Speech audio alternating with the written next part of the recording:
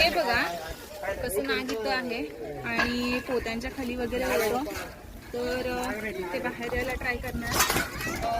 बघू शकता ते पहिलं त्याचं प्रायोरिटी आहे जायचं असं. आणि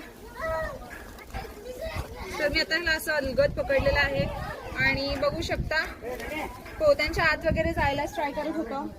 बाहेर मी त्याला जागा करून देत होती वापस जायला, पण ते जात नव्हतं. तर ह्याच्यावरनं तुम्ही स्वतःवरती क्वेश्चन करू शकता की असंच जरी साप येऊन वगैरे चावणार नसतो आणि चावत नसतो कधी, तर किती सुंदर पण साप दिसायला लागलाय. ह्याला मी पकडले, रेस्क्यू केले, पण तरी माझ्या हातातून सुद्धा तो जायलाच ट्राय करायला लागलाय. आणि हा साईडला थोडंसं हे आहे तारी वगैरे, त्याला लागू शकते म्हणून मी या साईडला आले. तर ह्याच्या अगोदर सुद्धा 1 आठवड्यापूर्वी आम्ही इकडे सर रेस्क्यू करायला आले होते आणि इकडे बघू शकता इकडे सुद्धा साप आणि इकडे सुद्धा नागच.